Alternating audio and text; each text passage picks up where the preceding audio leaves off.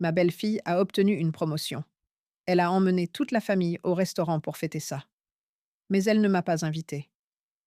Quelques heures plus tard, j'ai reçu son message. Belle-mère, n'oublie pas de réchauffer le foyer. Le réfrigérateur fonctionne. Ne le gaspillez pas. J'ai simplement répondu d'accord. Alors j'ai discrètement fait mes valises et je suis partie. Ce soir-là, quand ils sont revenus en riant, après avoir un peu trop bu, ils ouvrirent la porte et ce qu'ils virent à l'intérieur les laissa complètement sidérés. Il était 21h30, la nuit où mon téléphone a vibré sur la table de la cuisine. J'étais là, assise devant une assiette. J'ai mangé une soupe instantanée que je n'avais même pas envie de goûter. La maison sentait le produit nettoyant pour Sols et la solitude. J'avais passé tout l'après-midi à nettoyer chaque recoin, à repasser les chemises de mon fils Rodrigo, à plier les vêtements de mes enfants, des petits-enfants. Mes mains sentaient encore le chlore. J'ai décroché le téléphone en pensant que peut-être c'est mon fils qui disait qu'ils étaient en route, qu'il y avait une place pour moi à cette table où ils fêtaient en ça. Mais non. C'était un message de Valéria, ma belle-fille. Belle-mère, n'oublie pas de surveiller les travaux. Réfrigérateur. Ne gaspillez pas. J'ai lu ces mots une fois, deux fois, trois. J'ai senti quelque chose se briser silencieusement dans ma poitrine, comme lorsqu'une tasse en porcelaine tombe par terre, mais ne fait aucun bruit jusqu'à ce qu'elle soit cassée. C'était le message, c'était le ton, c'était la moquerie dissimulée derrière chaque mot. C'était de savoir que, pendant que je mangeais seule dans cette maison que j'avais contribué à payer, il trinquait avec des verres de vin. Le restaurant Miraflores, cet endroit où le plat le moins cher coûte 850 dollars. Pesos. J'ai ouvert Instagram. Je n'aurais pas dû, mais je l'ai fait. Il y avait des photos. Et les miennes. Mon fils, vêtu de sa chemise blanche que j'avais repassée moi-même le matin même. Valéria, dans une robe rouge cintrée, souriante, comme si le monde m'appartenait. Mes petits-enfants mangent des crevettes en faisant des grimaces à l'objectif. Ma belle-sœur, mon beau-frère, même la belle-mère de Valéria était là. Tout le monde, sauf moi. La légende disait: je célèbre l'accession au trône de ma reine, directrice régionale à 34 ans. Levons nos verres aux femmes qui ne... Il m'arrête. 237 likes en 20 minutes. J'ai fermé le... J'ai ouvert l'application, posé mon téléphone sur la table, regardé ma soupe refroidir, et puis quelque chose d'étrange s'est produit. Je n'ai pas pleuré, je n'ai pas crié, je n'ai rien cassé. Un calme glacial. Cela m'a complètement bouleversée, comme si mon corps savait quelque chose que mon esprit était encore en train de traiter. Je me suis levée lentement, j'ai marché jusqu'à ma chambre, et j'ai ouvert le placard. Parce que quoi? Il ne savait pas ce que personne à cette table emplie de rires et de toasts n'imaginait. Je me préparais à ce moment depuis des mois. Et cette fois, il n'allait plus intensifier ses efforts. Cette fois, il allait disparaître. Et lorsqu'ils revinrent ce soir-là, ivres de vin et d'arrogance, que découvrirent-ils derrière cette porte? Cela vous ferait trembler. Mais pour que vous compreniez pourquoi j'ai pris cette décision, j'ai besoin de... Laissez-moi vous raconter comment j'en suis arrivée là, en tant que femme de 68 ans qui a tout donné pour son... La famille a fini par être traitée comme des domestiques non rémunérés. Et si vous voulez savoir comment cela s'est terminé, histoire. Abonnez-vous à la chaîne, car la suite va changer votre façon de voir les choses. Découvrez les relations familiales pour toujours. Permettez-moi de vous ramener 3 ans en arrière, jusqu'au jour où j'ai tout perdu et remis le peu qu'il me restait, sans savoir que je signais mon propre arrêt de mort. Il y a 3 ans, et 4 mois plus tard, j'ai enterré mon mari, Ernesto. Cancer du pancréas. Il l'a emporté en 6 mois. Des mois. Si vite que j'ai à peine eu le temps de dire au revoir. Je me suis retrouvée seule dans notre maison à Coyoacán. Cette maison avec son patio en mosaïque, où nous avons élevé Rodrigo, où nous avons fêté chaque anniversaire, les anniversaires, chaque Noël. Mais après les funérailles, le silence. C'était devenu insupportable. Son absence me criait à chaque coin de rue.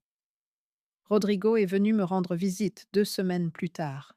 Il avait Valeria à son bras, et ça. Ce sourire, je le connaissais depuis l'enfance. Ce sourire qu'elle arborait lorsqu'elle voulait me demander quelque chose. Maman, dit-elle. Pendant que je prenais mon café dans la cuisine, Valeria et moi cherchions une maison.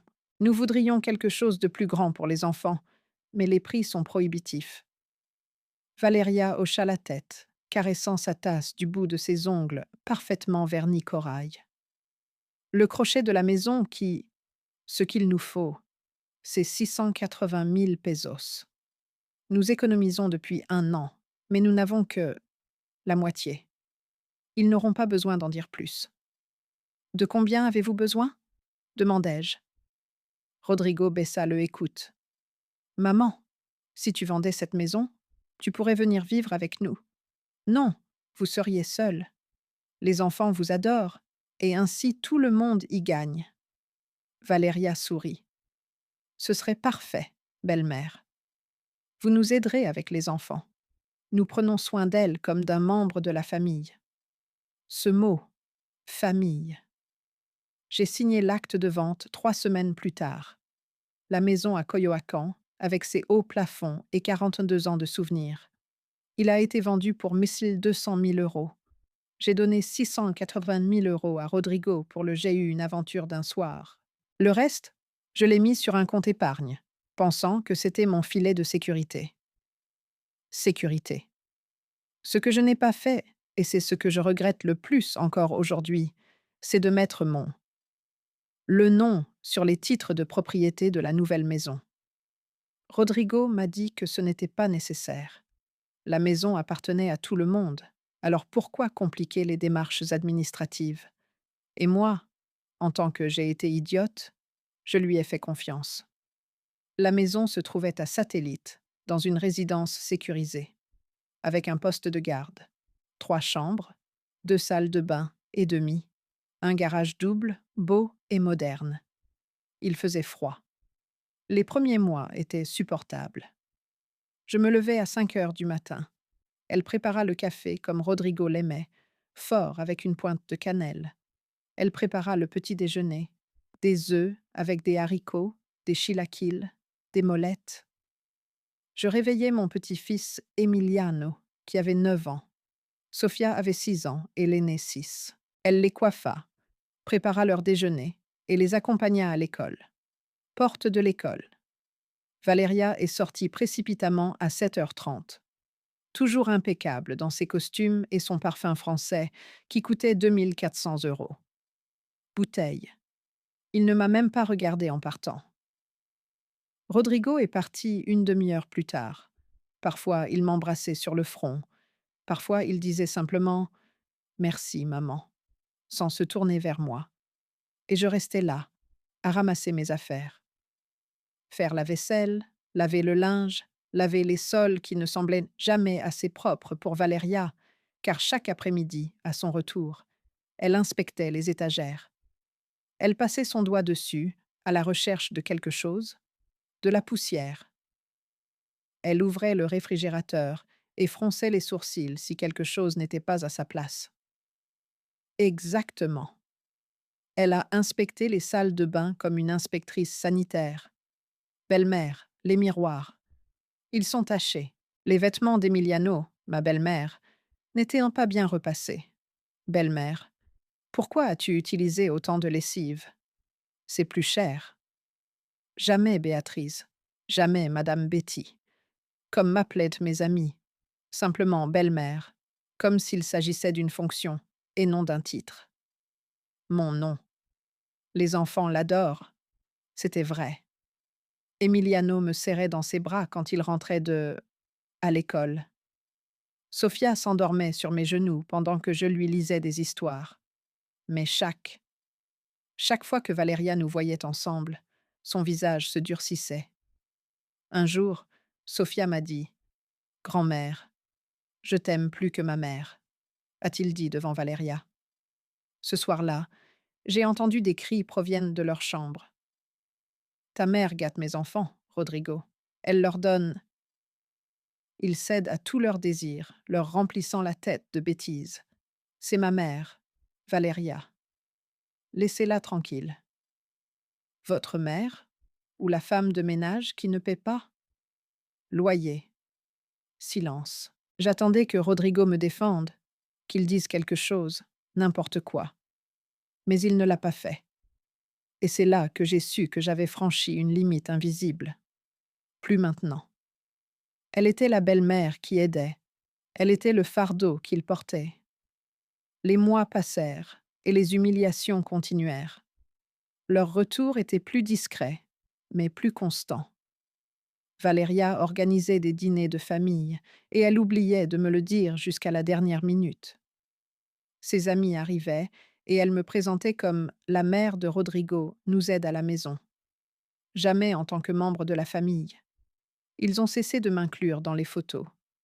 À Noël, lors de la photo de famille devant le petit sapin, Valeria, elle m'a demandé de la prendre. Tu as une meilleure main, belle-mère. Je suis restée derrière l'objectif pendant que... Il souriait, comme sur une carte de Noël. Cette photo a fini dans le salon. Je n'ai pas... Je suis introuvable dans cette maison. C'est comme si j'étais un fantôme.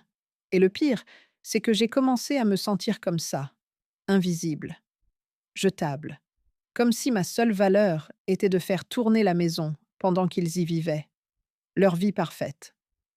Mais tout cela, toute cette humiliation accumulée pendant 3 ans, n'était rien par rapport à ce qui allait se produire cette nuit de mars, la nuit où j'ai reçu ce message concernant les œuvres de réfrigérateur, car cette nuit-là, quelque chose en moi s'est éveillé et il n'y a plus eu de réfrigérateur. Un pas en arrière. Tout a commencé ce jeudi matin. Lorsque Valeria est descendue, il flottait presque.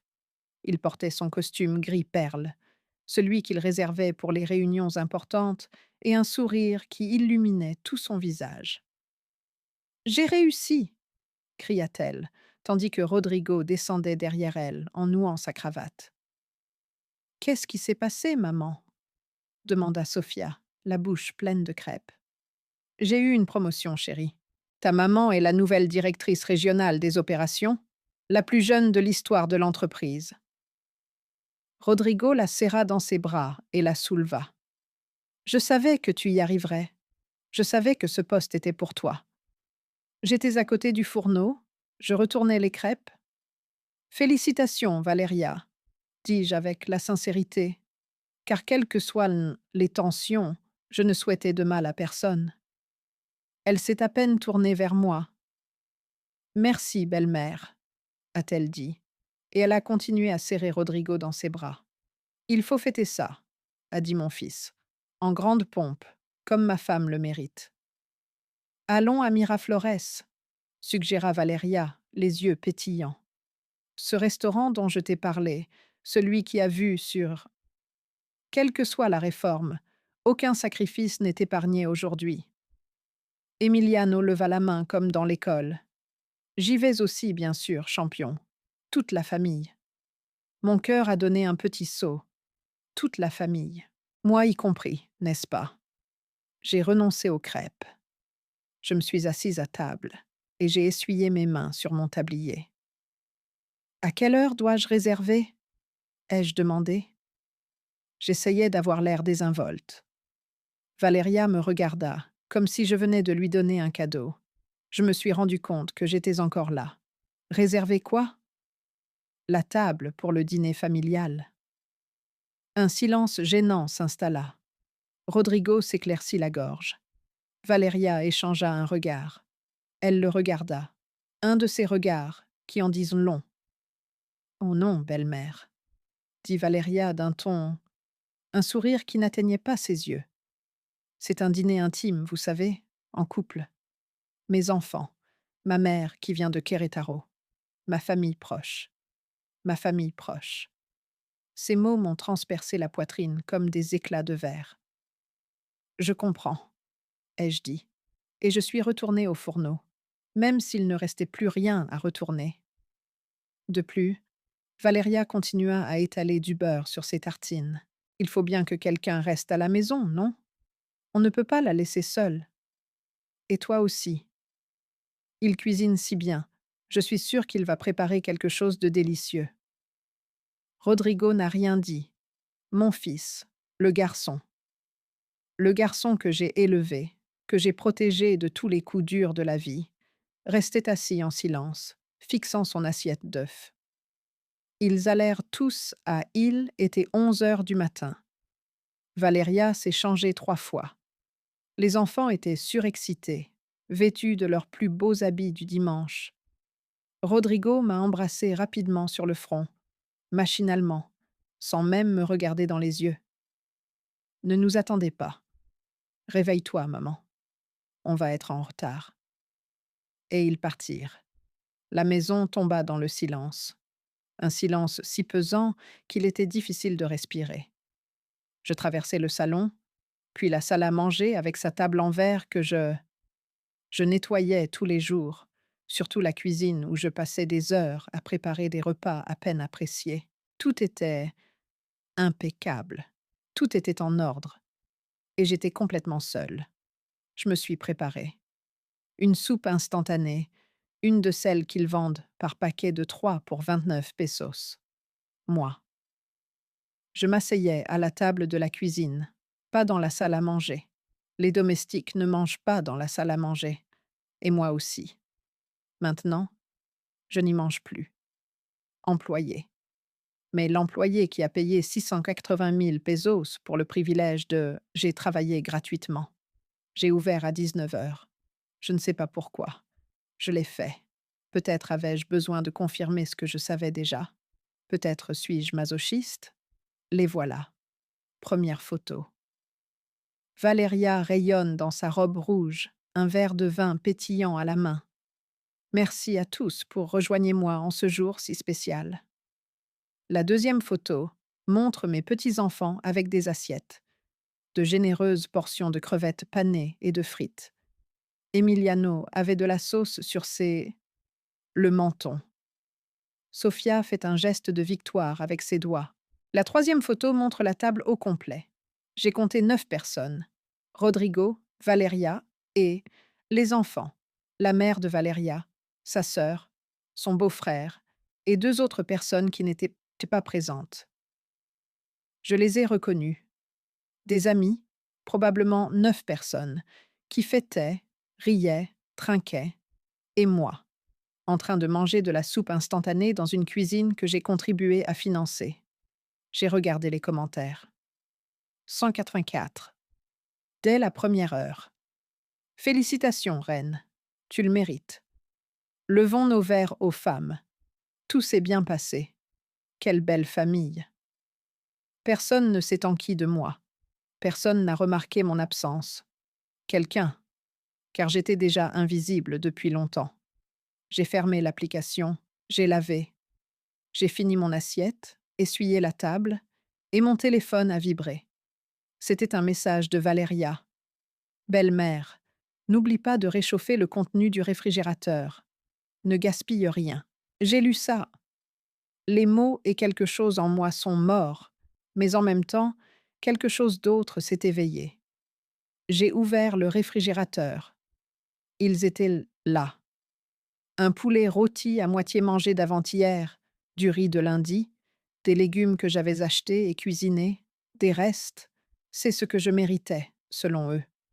Ces œuvres sont mépris enrobés de politesse. J'ai fermé le réfrigérateur, pris une profonde inspiration. Et j'ai écrit ma réponse. Bon, juste 2 lettres. Mais dans il y avait 2 lettres. Une décision qui mûrissait dans mon esprit depuis des mois, depuis la première fois que Valeria Hill m'a traité comme un serviteur, depuis que Rodrigo a cessé de me défendre, depuis... J'ai compris que j'avais consacré toute ma vie à une famille qui ne me considérait plus comme l'un des siens. Je suis montée dans ma chambre, j'ai ouvert le placard, et j'ai sorti ma valise. Car ce qu'ils ignoraient, ce qu'ils ne pouvaient absolument pas imaginer en trinquant avec des vins coûtant 3200 pesos la bouteille, c'est que je me préparais à ce moment depuis 6 mois. 6 mois à sauvegarder des documents, à enregistrer des conversations, prendre des photos, constituer un dossier.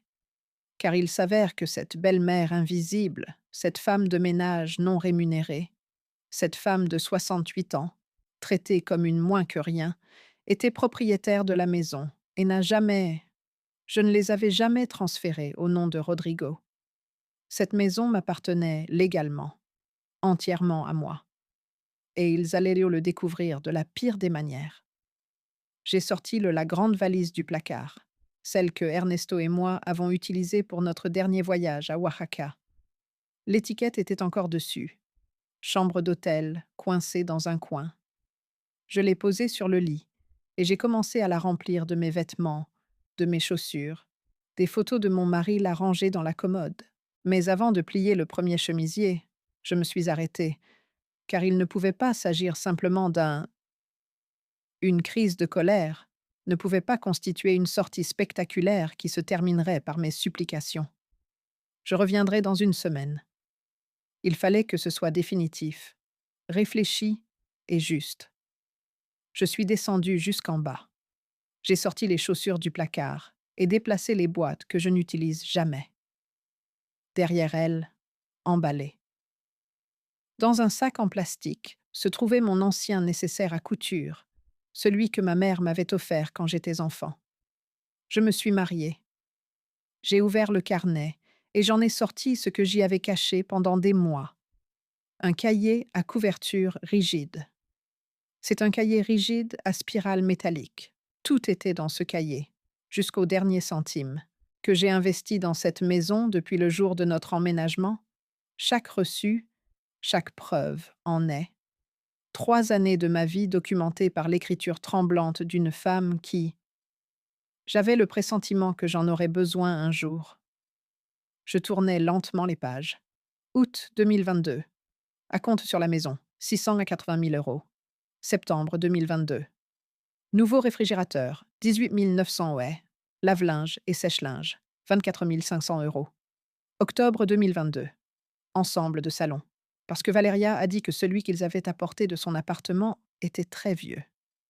32 000 pesos. Novembre 2022. Réparation de...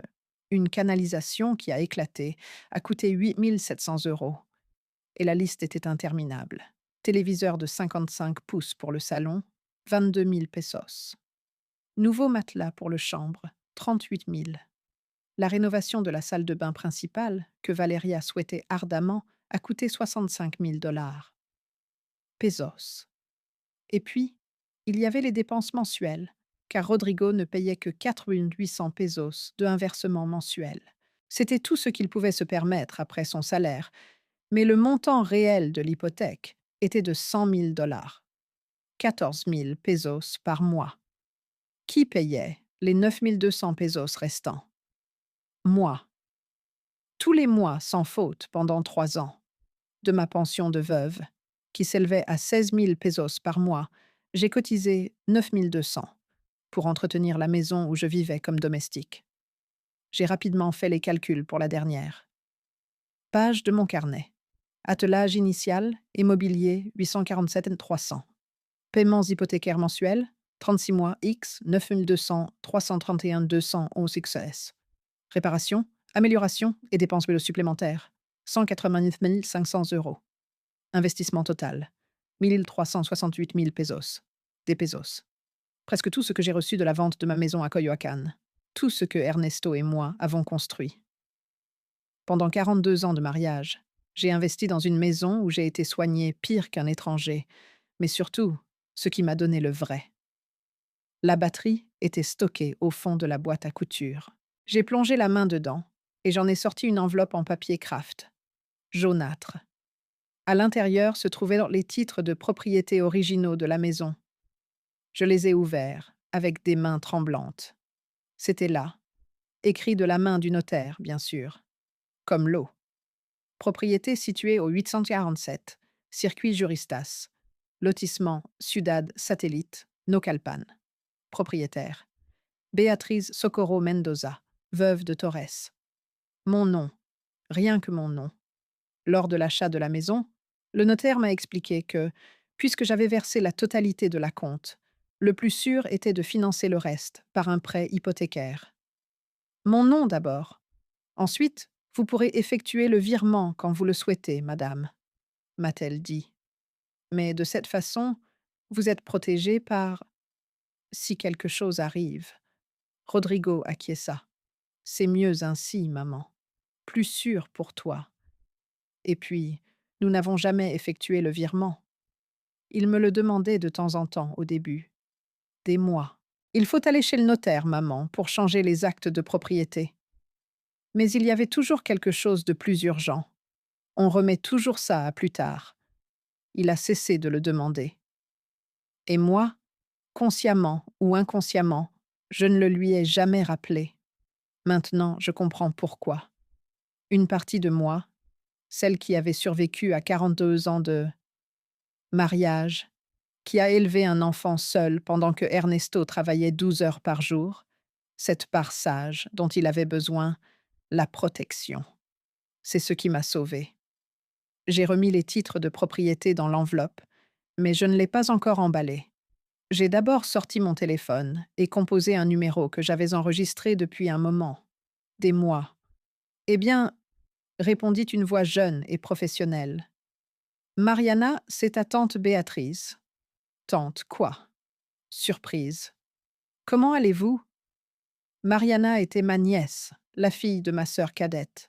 Avocate spécialisée en droit de la famille, 38 ans, 2 enfants, un divorce récent qui l'a rendue redoutable au tribunal. J'ai besoin de votre aide, lui ai-je dit. C'est urgent. Pouvez-vous venir tôt demain? Il y eut un silence. Tante, ça va? Ta voix est bizarre. Je vais très bien. Pour la première fois en 3. Je vais très bien. Mais j'ai besoin de votre aide concernant un problème juridique me concernant. La maison. Ta maison. Je croyais que tu vivais avec Rodrigo et Valeria. Exactement. C'est pour ça. Je t'appellerai? J'ai entendu Mariana prendre un stylo et du papier. Dis-moi tout. J'ai expliqué la situation en 15 minutes. La compte, les actes de propriété, les paiements, l'humiliation, le message véhiculé par les œuvres. Quand j'eus terminé, Mariana siffla doucement. Tante, vous êtes en train de me dire que cette maison est entièrement à votre nom et qu'ils ne le savent pas? C'est exact. Et vous en avez la preuve. Tout ce que vous avez investi, chaque reçu, chaque virement, absolument tout. Mon Dieu. J'ai entendu Mariana taper sur son ordinateur. Tante, c'est génial. Juridique, vous avez un dossier solide, très solide. Que puis-je faire? Que pouvez-vous faire? Vous pouvez les expulser. Vous pouvez leur réclamer les loyers impayés. Vous pouvez... Vendez la maison. Juridiquement, ce sont vos locataires sans contrat. Ils n'ont aucun droit sur la propriété. J'ai senti un sourire se dessiner sur mon visage. Pas un sourire. Heureux. Un sourire de justice. Je serai à votre bureau demain à 8 heures. Je t'attendrai ici, tante, et apporte-moi tous les papiers, actes, reçus, les reçus, tout. J'ai raccroché et pris une grande inspiration, puis j'ai composé un autre numéro. Eh bien, répondit une voix masculine endormie. Don Hector, c'est Béatrice. Torres.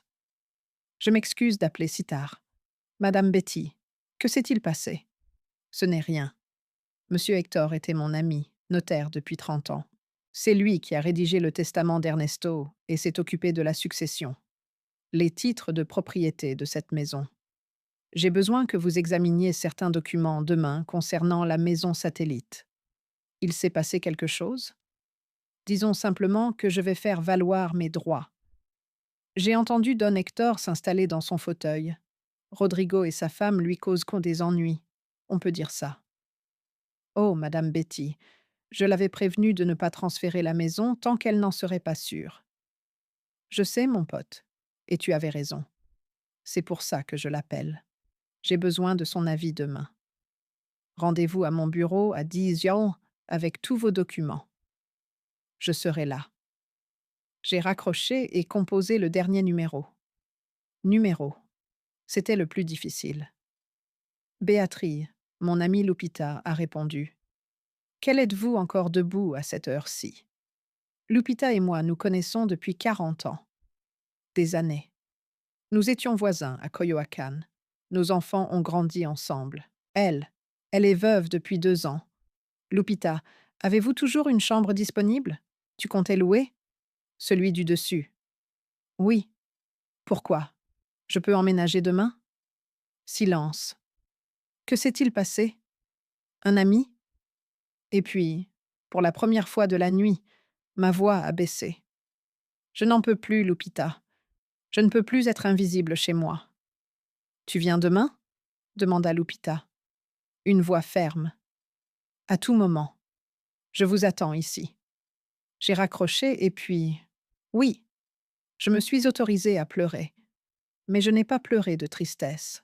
J'ai pleuré de soulagement. Car après 3 ans d'humiliation, j'allais enfin retrouver ma dignité. Et tous, ils trinquaient avec des vins coûteux pendant que je mangeais les restes. Ils allaient apprendre la leçon la plus dure de leur vie. Il était 10h15, la nuit. Il était encore temps. D'après les stories Instagram, ils étaient joués dans le dessert, une tour de chocolat aux framboises, au prix de 340 pesos. Une portion. Je pensais qu'ils rentreraient après minuit, peut-être 1 heure du matin. J'en avais 3. Des heures, peut-être 4, s'ils continuaient à porter des toasts. Je suis retournée dans ma chambre et j'ai vraiment commencé à faire mes valises, mais pas tous mes vêtements, juste l'essentiel.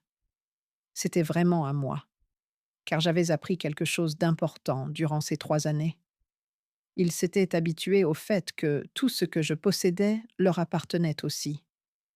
La couverture tricotée que ma mère m'avait offerte, le chapelet en argent que Ernesto m'a acheté à Taxco, mes photos de mariage, les livres que j'avais collectionnés au fil des ans, ma cafetière italienne que j'avais ramenée de chez moi à Coyoacán, chacun l'objet que j'ai mis dans la valise était un morceau de mon identité retrouvée. Mais il y avait quelque chose de plus important à emballer. J'ai ouvert le tiroir de ma table de chevet et j'en ai sorti un petit enregistreur numérique que j'avais acheté en ville il y a 6 mois. Il coûtait 450 pesos dans un magasin de l'électronique. Le meilleur investissement que j'ai fait depuis des années. Parce qu'il s'avère que lorsqu'on devient invisible, les gens parlent devant vous comme si vous n'existiez pas. J'ai fait le lien avec... J'ai inséré un enregistreur dans mon vieux portable et j'ai commencé à copier les fichiers sur une clé USB. Fichier 1. 15 octobre 2024. La voix de Valeria au téléphone avec son masseur. Non, sérieusement, c'est comme avoir une femme de ménage gratuite. Elle se lève tôt, elle cuisine, fait le ménage, s'occupe des enfants. Et le mieux, c'est que je n'ai pas à la payer ni à lui accorder de jours de congé parce qu'elle fait partie de la famille. Rodrigo se sent parfois coupable, mais je lui dis qu'elle est mieux ici que seule dans une maison de retraite. Son rire, je m'en souviens, parfaitement à partir de ce rire. Archive 2, novembre 2024. Une conversation entre Valeria et Rodrigo dans la chambre.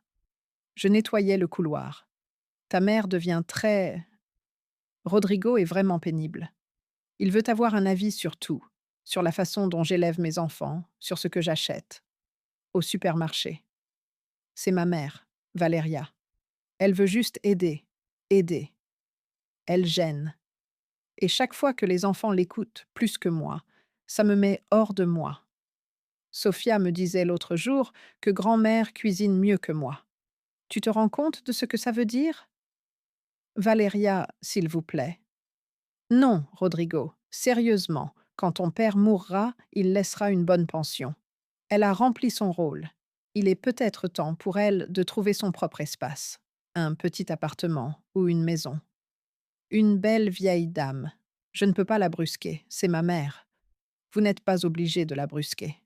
Juste. Je lui ai suggéré qu'elle serait plus heureuse ailleurs pour son propre bien. Silence radio. Mon fils. Et après, j'y réfléchirai. J'y réfléchirai. Mon fils. Mon fils unique. J'allais. Réflexion. Dossier. 3. 8 janvier 2025. Valéria, avec ses amis dans le salon. Je buvais du vin pendant que je préparais des encas dans la cuisine. Vous n'imaginez pas ma chance. Ma belle-mère. Elle s'occupe de tout à la maison, et je peux me concentrer sur ma carrière. C'est pour ça que j'ai eu ma promotion, parce que je n'ai plus à m'en occuper. Je ne veux pas me soucier des problèmes domestiques. Et vous ne me faites pas payer?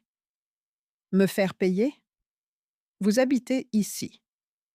Gratuitement, bien sûr qu'elle ne fait pas payer. D'ailleurs, elle a vendu sa maison et a donné l'argent à Rodrigo. C'est sa façon de payer pour vivre chez nous.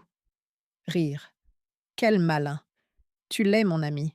Profites-en maintenant tant que tu peux encore travailler. Quand tu seras très vieux, tu verras ce que tu as fait. Il y en avait 17 au total. 17 enregistrements de conversation où j'ai été traité comme des marchandises, comme un objet utile qu'il finirait par jeter.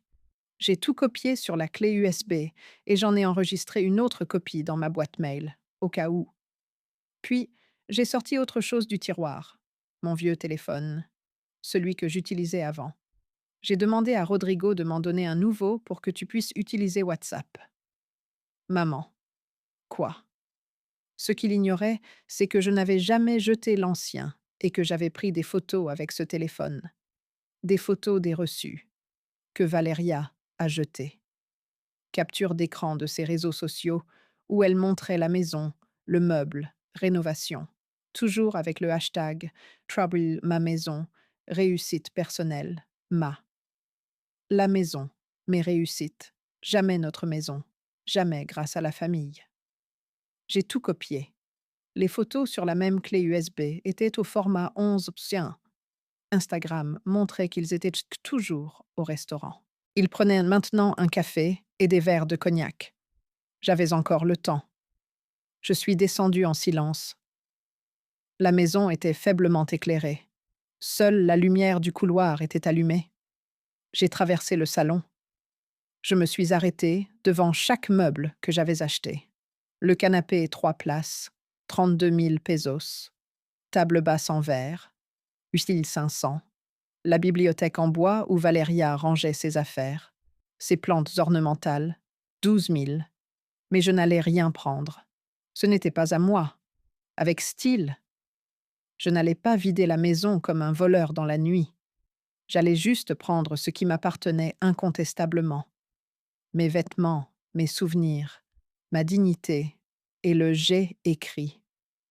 Je suis remontée et j'ai fini de fermer la valise. Elle était assez lourde, mais j'ai réussi à la porter. Elle. Je me suis assise au bord du lit et j'ai sorti une feuille de papier et un stylo. J'avais que je puisse leur laisser quelque chose. Je ne pouvais pas disparaître sans un mot, mais je ne voulais pas non plus leur donner la satisfaction de me voir supplier ou m'expliquer. J'ai écrit en lettres capitales. Clara. Rodrigo. Pendant 3 ans, j'ai vécu dans cette maison comme une servante invisible. J'ai cuisiné, j'ai fait le ménage, je me suis occupée de vos enfants, j'ai payé les factures et j'ai encaissé les humiliations. Silence.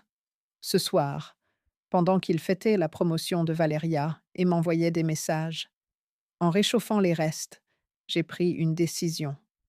Je ne serai plus le fantôme de cette histoire. Famille.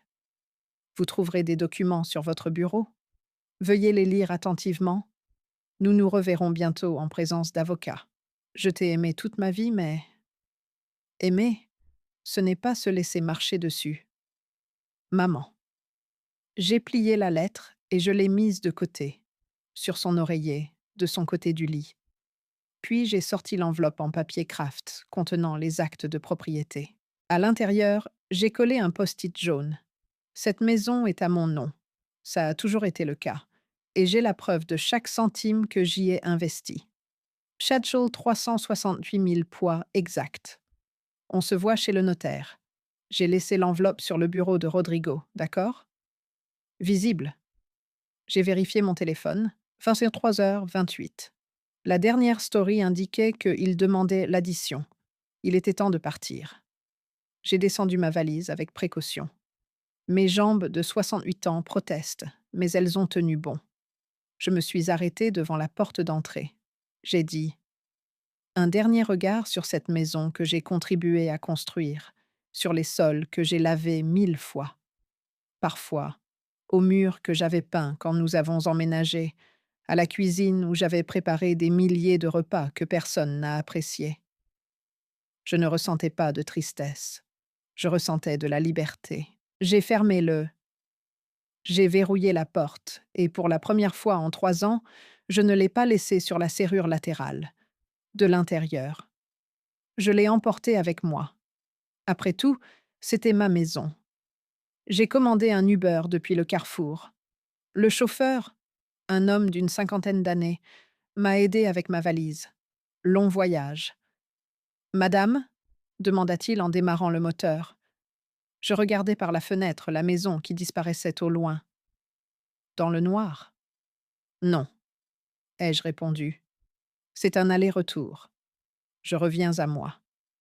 Tandis que la voiture traversait les rues désertes de Satellite, j'imaginais la scène qui allait suivre. Rodrigo, Valeria, les enfants, tous entrant dans la maison, les joues rouges de vin et de rire, illuminant les lumières, m'appelant pour me parler du merveilleux dîner qu'ils avaient surpris et trouvé. Le silence, la montée des escaliers, la confusion, l'ouverture de ma porte, pièce vide, entrant dans sa chambre, voyant l'enveloppe, lisant la lettre, et je comprenais tout. J'ai souri dans l'obscurité de la voiture. Ce soir, ils rentrent en riant.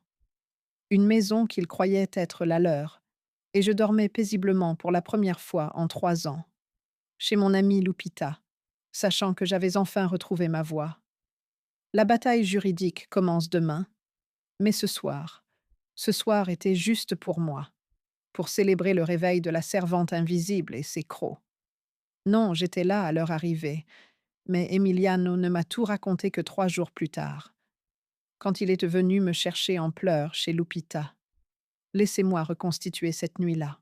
Comme me l'a raconté mon petit-fils, les larmes aux yeux. Il était 1h23 du matin quand la voiture de Rodrigo pénètre dans le lotissement privé. Le gardien de sécurité les laissa passer, avec un bonjour. Le gardien m'a dit plus tard qu'ils étaient entrés en riant bruyamment, la musique à fond. Valeria était appuyée contre l'épaule de Rodrigo. Elle avait bu 3 verres de vin rouge et 2 de champagne à la tequila. Ils ont trinqué à la fin. Rodrigo n'était pas sobre non plus. Il avait bu 2 doubles whiskies et plusieurs bières. Les enfants dormaient sur la banquette arrière. Ils ont garé la voiture. Valérie. Elle a failli trébucher en descendant, riant de ses talons. Rodrigo lui a attrapé la taille en riant et l'a embrassée dans le cou. Directeur régional, murmura-t-il. Ma femme est directrice. Et vous, le mari de... Oui, répondit-elle en s'accrochant à son bras. Ils montèrent les marches du perron. Rodrigo chercha ses clés dans sa poche, en vacillant légèrement. Chut, dit-il. Valéria rit. Ne réveille pas ta mère. Laisse-la dormir, répondit Rodrigo. Il le mérite après avoir veillé sur la maison toute la nuit. Ils ouvrirent la porte. Il faisait noir. Seule la lumière du couloir à l'étage était allumée. Comme toujours, je l'avais laissée allumée pour éviter qu'il ne trébuche. Maman, appela Rodrigo en entrant. Sa voix était pâteuse. Silence. Valeria. Il alluma la lumière du salon, et c'est alors qu'ils le virent. La pièce était différente, non vide, mais différent. Le tapis persan que j'avais apporté de chez moi avait disparu. Coyoacán, celui que ma mère a acheté lors d'un voyage à Tehuantepec il y a 50 ans. Les coussins brodés du fauteuil avaient disparu, ceux que j'avais brodés moi-même pendant plusieurs mois. Les tableaux accrochés au mur avaient disparu, mes tableaux. Des paysages d'Oaxaca qui Ernesto L. me l'a offert pour nos anniversaires. Quoi? Valeria fronça les sourcils. Ta mère? Il a déplacé des objets. Rodrigo est allé dans la cuisine, a allumé la lumière, et la cafetière italienne avait disparu. Les tasses en céramique que je collectionnais avaient disparu elles aussi, et le tablier qui était toujours accroché au crochet à côté du... Le réfrigérateur avait disparu. Maman a crié plus fort. Où es-tu? Ils sont montés à l'étage. Emiliano m'a dit que c'est à ce moment-là que l'alcool a commencé à s'évaporer. La porte était entr'ouverte. Rodrigo la poussa. Il alluma la lumière. Le lit était disposé, parfaitement disposé, exactement comme je l'avais toujours laissé, mais vide, le placard ouvert, vide de mes vêtements. Il ne restait que les cintres, la commode sans mes livres, sans mes lunettes, sans mon chapelet, comme si je n'avais jamais existé dans cette pièce. Mais qu'est-ce que c'est que ça? Murmura Valeria derrière lui. Rodrigo courut aux toilettes.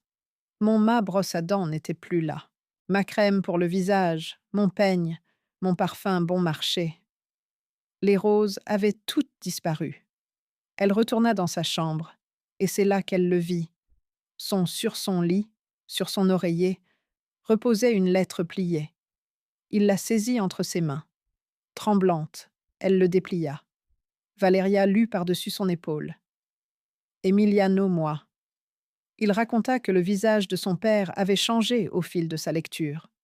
De la confusion à l'incrédulité, de l'incrédulité à l'horreur. Qu'a-t-il dit? Demanda Valeria. Il est parti. Ta mère est partie, répondit Rodrigo, mais il ne ajouta rien.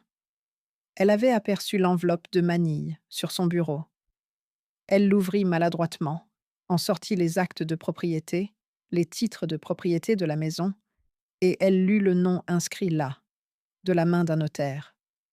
Non, murmura-t-elle. Non, non, non. Qu'est-ce qui ne va pas? Valeria lui arracha les papiers des mains. Son regard parcourut les lieux. Document.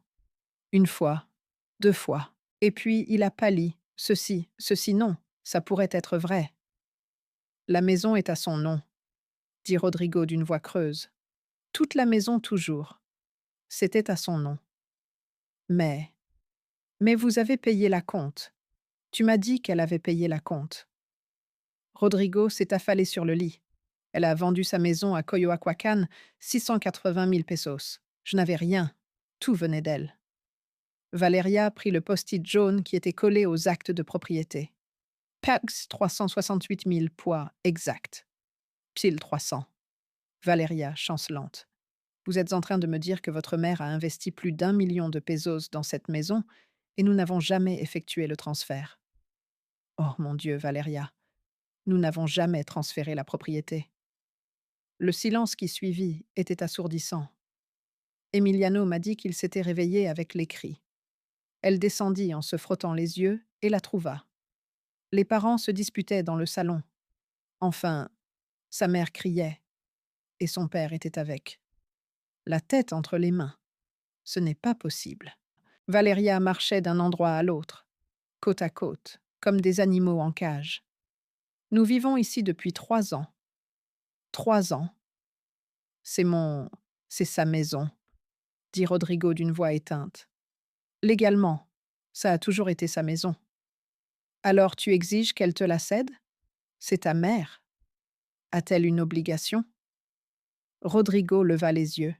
Ses yeux étaient rouges, comme l'obligation qui nous étions censés la traiter avec respect, et non l'exclure du dîner de ce soir. Valeria resta silencieuse. Nous l'avons laissée seule, poursuivit Rodrigo, la voix brisée. Nous l'avons laissée manger chez elle. On mange les restes alors qu'on dépense 3000 pesos en vin. Rodrigo, tu lui as envoyé ce fichu message à propos du chauffage de l'œuvre d'art sur le réfrigérateur. Valeria ouvrit la bouche, le L ferma la porte, le visage encore plus pâle. Je ne voulais faire de mal à personne, j'étais juste... Quoi? C'est une blague. L'humilier te faisait rire. Pour la première fois en 3 ans, mon fils. Il a défendu mon honneur, mais c'était trop tard. Emiliano pleurait dans l'escalier. Sofia s'est réveillée et a commencé à appeler sa grand-mère. Où est-elle? Mamie? Je veux ma grand-mère. Rodrigo a composé mon numéro. Une fois, 2 fois, 5 fois, 10 fois. J'avais... Je l'ai mise en sourdine. Elle a envoyé des messages. Maman, réponds-moi, s'il te plaît. Maman, j'ai... Je suis vraiment désolée. Je ne savais pas. Maman, est-ce qu'on peut arranger ça? S'il te plaît. Maman, pour... S'il vous plaît, ne faites pas ça. Personne n'a reçu de réponse, car à ce moment-là, J'étais chez Lupita. Je buvais une tisane à la camomille avec du miel, enveloppée dans une couverture propre qui sentait l'adoucissant. Vêtue de vêtements, dormant du sommeil le plus profond et le plus paisible qu'il ait connu depuis 3 ans. Valéria a tenté une dernière carte ce soir-là. Appelons un avocat demain. Nous pouvons tout à fait contester ces actes. Nous vivons ici depuis 3 ans. C'est pourquoi cela confère des droits, la possession de bonne foi, ou quelque chose de ce genre. Rodrigo la regarda avec un mélange de dégoût et déception. Vous ne comprenez toujours pas. Elle a tout documenté, chaque centime, chaque reçu. Et pire encore, elle s'est passé les mains sur le visage. Elle a raison. On l'a traitée comme une moins que rien. Je t'ai laissé la traiter comme une moins que rien. Elle s'est levée et s'est dirigée vers la chambre des enfants. Emiliano m'a dit que son père. Ce soir-là, il la serra dans ses bras et pleura. Il pleura comme il n'avait pas pleuré depuis la mort de l'autre. Grand-père Ernesto. J'ai tout gâché, dit-il à son fils de 9 ans. J'étais en train de perdre. Grand-mère, espèce d'idiote. Cette nuit-là, personne ne dormit dans la maison. Ils pensaient que c'était la leur, la maison qui avait toujours été la mienne. Et tandis ils erraient dans les pièces vides, parmi mes affaires, essayant de comprendre comment tout avait pu s'effondrer en une seule nuit, je dormais dans la paix. Car parfois le silence est le cri le plus puissant, et parfois disparaître est là le seul moyen pour qu'il te voie, enfin. Je me suis réveillée à 7 heures du matin chez moi, Lupita. La lumière naturelle inondait la pièce par la fenêtre. Les oiseaux chantaient dehors. L'odeur du café fraîchement moulu s'échappait de la cuisine. Cela faisait 3 ans que je ne m'étais pas réveillée sans avoir l'estomac noué. Je me suis allongée dans le lit. Personne ne m'attendait en bas pour me réclamer le petit déjeuner. Personne ne vérifiait si j'avais bien nettoyé la salle de bain. Personne ne me donnait d'ordre déguisé en suggestion. C'était gratuit. Mon téléphone avait 32 notifications et 23 appels manqués. Rodrigo, 15 messages. WhatsApp, 4 de Valeria, 2 de numéros inconnus. Il s'agissait probablement de parents curieux qui avaient déjà entendu parler du scandale. Je n'en ai ouvert aucun. Au lieu de cela, j'ai ouvert Facebook, ce réseau social que je n'utilise presque jamais, qui était plein de anciens contacts, amis du club de lecture, voisins de Coyoacán, cousins. Des camarades de lycée lointains que j'ai retrouvés il y a des années. 437 amis qui ils voyaient à peine mes messages, car je ne publiais jamais rien. Jusqu'à aujourd'hui, j'écrivais d'une main tremblante. Après 3 ans passés à m'occuper d'une famille qui me rendait invisible, j'ai appris que l'amour de soi n'est pas de l'égoïsme, c'est survie. J'ai cliqué sur Publier et j'ai fermé l'application. Je suis descendue prendre le petit déjeuner.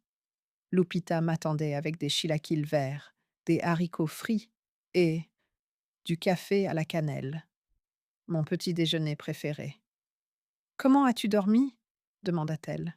Je me sers un jus d'orange, comme si je n'avais pas dormi depuis des années. Et après? Maintenant, dis-je en coupant un morceau de chilaquil, voici la partie légale. À 8 heures, dis-je. Je suis arrivée au bureau de Mariana pile à l'heure. Ma nièce m'a accueilli avec un gros câlin et une tasse de café. Tante, tu es une légende. J'ai passé une nuit blanche à penser à ton affaire. As-tu apporté tout? J'ai sorti de mon sac l'enveloppe en papier craft contenant les actes de propriété, le carnet contenant les reçus, la clé USB avec les enregistrements, les photos de l'ancien téléphone. Mariana a tout étalé, à son bureau, tel un détective, en train de monter une enquête. Voilà, tante, c'est parfait. Vous avez documentation impeccable. Il a examiné chaque document avec un regard vif. Acte notarié à votre nom, preuve de paiement, virement bancaire, jusqu'à il a connecté la clé USB à son ordinateur et a écouté quelques extraits des enregistrements. Enregistrement. Son expression passa de professionnelle à indignée. Comment avoir une bonne gratuite? Quand la vieille femme mourra, elle aura rempli son rôle. Mariana serra les poings. Tante, avec ça, on peut faire tout ce que vous voulez. Expulsion immédiate, recouvrement de loyers impayés, indemnisation pour préjudice moral. Dites-moi ce dont vous avez besoin, et je m'en occuperai. Oui, j'ai besoin, dis-je lentement, qu'ils comprennent ce qu'ils ont perdu. Je veux qu'ils ressentent ce que j'ai ressenti, et qu'ils comprennent que l'amour n'est pas gratuit lorsqu'on le confond avec la servitude. Mariana. Il acquiesça. Alors donnons-leur une leçon qu'ils n'oublieront pas. Nous avons passé 3 heures à élaborer la stratégie, les lettres des avocats, les assignations, évaluations immobilières, calcul des loyers impayés basés sur la valeur du secteur commercial. À 11 heures, Mariana a envoyé le premier document officiel, une assignation, Madame Béatrice. Socorro Mendoza, propriétaire légal de la propriété située au Circuito Juristas 847, Nocalpan, requiert la présence de M. Rodrigo Torres Mendoza et de Mme Valeria Ruiz de Torres dans les bureaux du notaire Hector Salinas Bravo le jour même. Lundi 18 mars à Dizril, pour régler les problèmes liés à la propriété et activités professionnelles. Présence obligatoire. Veuillez vous munir d'une pièce d'identité. Officielle. Le courriel a été envoyé à 11h47. Pendant ce temps, mon téléphone n'arrêtait pas de vibrer. Finalement, à midi, j'ai regardé les messages de Rodrigo. Maman, s'il te plaît, il faut qu'on parle. C'est... Il y a eu un malentendu. Je ne savais pas que la maison était à votre nom. Je n'ai jamais voulu vous offenser. Respectez-vous. Les enfants vous réclament. Emiliano pleure. Sofia, elle, ne pleure pas. Comprends ce qui s'est passé. Maman, tu es ma maman. On ne peut pas en rester là. De la part de Valeria, belle-mère, je crois que la situation devient incontrôlable. Si le message d'hier soir vous a dérangé, je m'excuse. Il y a eu un malentendu. Rodrigo est très malade. Les enfants aussi. Veuillez reconsidérer votre position. Nous ne pouvons pas parler comme des adultes civilisés. J'ai remarqué le changement de ton, passant d'une belle-mère autoritaire à une belle-mère suppliante. Mais je n'ai pas réagi. Au lieu de cela, j'ai ouvert Facebook. Ma publication avait suscité 243 réactions, 199 commentaires. J'ai commencé à lire. Béatrice, je ne savais pas que tu traversais cette épreuve. Je t'ai toujours vue comme une femme si forte. Je suis contente que tu aies retrouvé ta voix, Rosa, ma voisine de Coyoacán.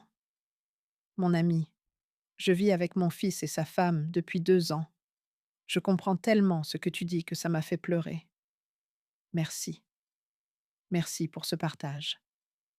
Patricia, du club de lecture. Ma mère a vécu une situation similaire. Elle a fini à l'hôpital à cause du stress. J'aurais aimé avoir ton courage. Une cousine que je n'avais pas vue depuis des années. Cela m'a profondément touchée. Toutes les femmes âgées méritent du respect, pas des miettes. Fais comme Guadalupe, mon amie d'enfance.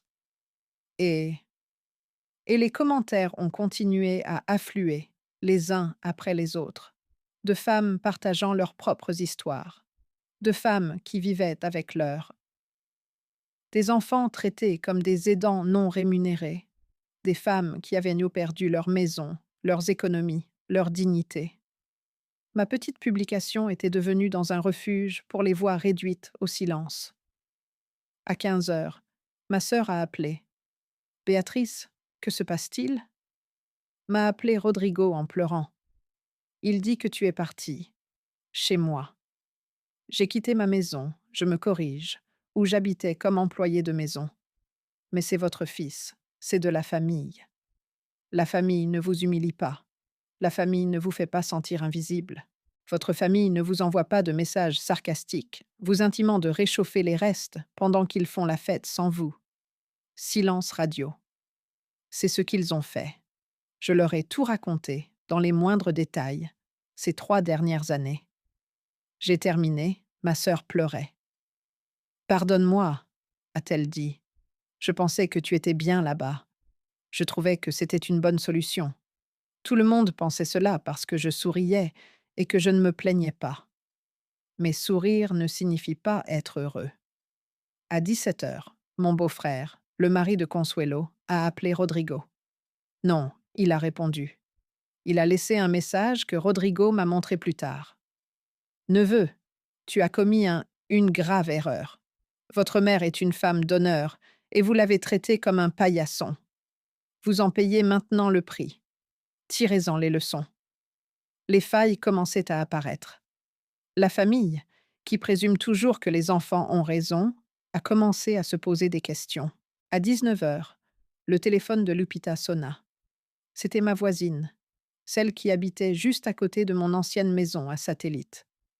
Doña Betty, je voulais juste vous dire que tout le monde dans le quartier sait ce qui se passe. C'est arrivé. Et elle a tout à fait raison. Je la voyais tous les jours sortir le «ils jettent les ordures, lavent leurs voitures, font leurs courses, et ils ne font même pas ça». Ils la remerciaient. Comment l'ont-ils su? Valéria est sortie cet après-midi pour faire des courses. Au magasin.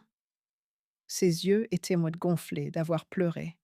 Et quand Doña Carmela lui a demandé ce qui n'allait pas, elle a explosé. Elle te reprochait tout. Ton ingratitude, le fait de les avoir laissés à la rue, ton égoïsme. J'ai senti la colère monter en moi. Et qu'ont dit les voisins? La dame a ri. Doña Carmela vous a dit que vous étiez propriétaire de la maison et que vous aviez parfaitement le droit de partir quand vous le vouliez. Elle a dit qu'elle avait fait la même chose, et les autres femmes lui ont dit des choses encore pires. Valeria est retournée en courant vers le chez-moi. Pour la première fois en 3 ans, les voisins qui ont été les témoins silencieux de ma souffrance. Ils ont élevé la voix. Ce soir-là, avant de m'endormir, j'ai de nouveau consulté Facebook. Ma publication avait 420 réactions, 352 commentaires, et plus. 23 femmes. Ils m'avaient envoyé des messages privés pour me raconter leurs histoires. Des histoires de belles-mères maltraitées, mères oubliées, grand-mères exploitées. Béatrice a écrit un message. Merci d'avoir pris la parole. Vous m'avez donné le courage de quitter la maison de ma fille.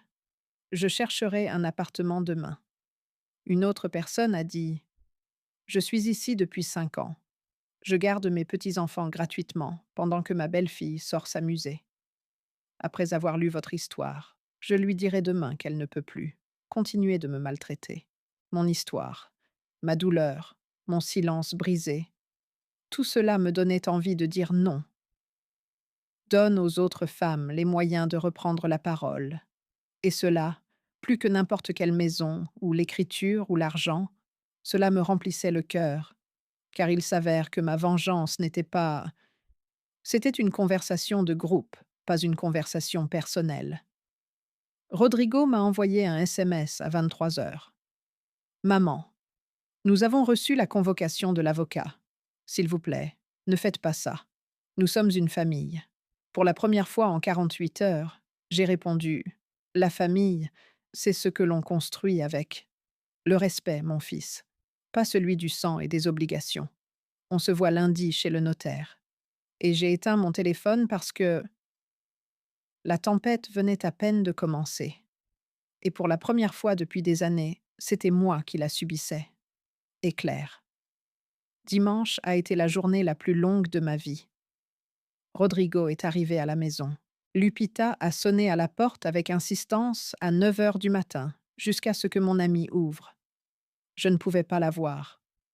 Lupita dit fermement, en bloquant l'entrée. C'est ma mère, madame, s'il vous plaît. C'est une femme qui se repose enfin après 3 ans d'exploitation, et je ne la laisserai pas faire. Ne me dérangez pas. Mais j'ai entendu des voix venant de l'étage. Je suis descendue lentement. Rodrigo, il avait mauvaise mine. Des cernes profondes sous les yeux, une barbe mal rasée, la même chemise froissée. Vendredi. Elle avait l'air d'avoir pris 10 ans en 2 jours. Maman. Sa voix s'est brisée. En me voyant, elle a dit « Rodrigo, s'il vous plaît, nous devons parler. » Lupita m'a regardée. J'ai hoché la tête. « D'accord, laissons tomber. » Nous nous sommes assis dans le petit salon. Lupita. Elle restait près d'elle, telle une gardienne silencieuse. Rodrigo n'en savait rien. Par où commencer? Elle passa ses mains dans ses cheveux en se mordant les lèvres. Finalement, elle prit la parole. « Je ne savais pas que la maison était à votre nom. » « Je sais. Pourquoi? Tu ne me l'as jamais dit? » Cette question. Cette question. Je te l'ai dit, Rodrigo. Pendant les 6 premiers mois, je te le rappelais toutes les 2 semaines. Mon fils, il faut aller chez le notaire. Pour faire le virement. Tu te souviens de ce que tu me disais? Elle baissa les yeux. Plus tard, maman. Maintenant. On est très occupé avec le déménagement. La semaine prochaine, maman. Il n'y a pas d'urgence. Maman. Après tout, tu fais partie de la famille. Moi. Et puis tu as cessé de répondre. Et j'ai cessé de poser des questions parce qu'une partie de moi, la partie sage qui a survécu à 42 ans, a cessé de poser des questions. Après des années de mariage, je savais que j'aurais besoin de cette protection. De moi, de votre propre fils, de la situation. Je me suis corrigée. De devenir. Je suis devenue domestique dans ma propre maison. Rodrigo. Elle se couvre le visage de ses mains. Je n'ai jamais voulu que tu te sentes comme ça, mais j'ai ressenti ça tous les jours pendant 3 ans. Valeria, elle est parfois dure, mais pas... C'est une mauvaise personne. Rodrigo. Sais-tu combien ta mère a investi dans cette maison? Elle a tout dépensé. Salive. Les Écritures disent 368 000. Des pesos. Exactement. Savez-vous d'où vient cet argent? De la vente de la maison de Coyoacán. Concernant la vente de la maison où votre père et moi avons vécu pendant 42 ans, où nous vous avons élevé, là où nous avons fêté chacun de vos anniversaires, là où votre père est mort, dans mon lit, en me tenant la main. Ma voix s'est brisée. J'ai vendu mes souvenirs, Rodrigo. J'ai vendu le dernier morceau de ton père. Je suis restée, et je l'ai fait pour toi. Rodrigo se mit à pleurer, des larmes épaisses qui, ils lui sont tombées entre les mains. Maman, sais-tu combien tu payais par mois? 800 pesos. Et savez-vous quel était le montant réel du remboursement hypothécaire mensuel? Silence. 14 000 pesos. Je cotisais les 9 200 pesos restants chaque mois sur ma pension. 16 000 pesos. Savez-vous ce que cela signifie? Il leva les yeux, perplexe. Cela signifie qu'après avoir payé ma part de la maison, il me restait 6 800 pesos. Un mois pour toutes mes dépenses. Vêtements, médicaments, transport, tout. Personnel. 6 800 pesos. Tandis que Valeria a dépensé 3 000 pesos pour une seule bouteille de... Il est venu. Rodrigo a pâli. Non, il ne savait pas. Tu ne le savais pas parce que tu ne m'as jamais posé la question. Tu as supposé que j'allais bien, que j'étais heureuse, Que m'occuper de tes enfants et faire le ménage me suffisait. Ta maison me suffisait amplement. Maman, je... Je me suis levée et j'ai pris mon sac. J'ai sorti le cahier à couverture rigide et je l'ai posé sur le table basse. Ouvre-la. Les mains tremblantes, Rodrigo ouvrit la table basse. Elle prit son carnet et commença à lire page après page les reçus et les bons collés. De virements, notes manuscrites, réfrigérateur 18 900, laveuse et sécheuse 24 500 $, salon complet 2 000 $, rénovation de la salle de bain, écran principal 65 000 $, d'écran du salon 22 000 $. Son visage perdit toute couleur. Elle tourna les pages. Oh mon Dieu, continuez à lire. Elle arrive aux dernières pages, les calculs. Des cotisations mensuelles pendant 36 mois, pour un total final de plus de 1 300 000 pesos. Chuchotai-je. Et cela sans compter, ajoutai-je froidement, les 3 repas quotidiens. Elle cuisinait, faisait le ménage, s'occupait de vos enfants, lavait le linge, repassait. Si elle. Nous facturons tout ce travail au tarif d'une employée de maison logée sur place, soit environ 400 000 pesos supplémentaires. Rodrigo ferma son carnet. Il tremblait. Je n'ai pas 1 300 000 pesos à vous payer. Je sais. Je n'ai même pas 200 000 $ d'économie. Je le sais aussi. Alors, que voulez-vous? La maison? Vous allez nous mettre à la rue? C'était la question à 1 million de $. J'ai pris une grande inspiration. Je veux, ai-je dit lentement, que vous compreniez, que vous avez perdu, que ce n'était pas seulement une maison, ce n'était pas seulement des meubles ou de l'argent. Tu as perdu ta mère, tu m'as perdu. Je ne t'ai pas perdu. Tu es là. Quand était-le la dernière fois? Vous m'avez demandé comment j'allais? Si j'avais dormi? Si j'avais mal au dos à force de faire le ménage, ton père me manquait. Je me sentais seule. Silence. Quand m'as-tu serré dans tes bras pour la dernière fois, autrement que par simple passade? Quand as-tu pris un café avec moi? Quand m'as-tu vraiment regardé dans les yeux? Silence. Je suis devenu un service, Rodrigo. Non. Ta mère. Et tu as laissé faire. Je suis désolée, tellement désolée. Je suis vraiment désolée. Je sais, mais je suis désolée. Cela ne me rendra pas 3 ans de ma vie, ni ma dignité. J'ai alors sorti la clé USB de ma poche et l'ai posée sur la table à côté de l'ordinateur portable.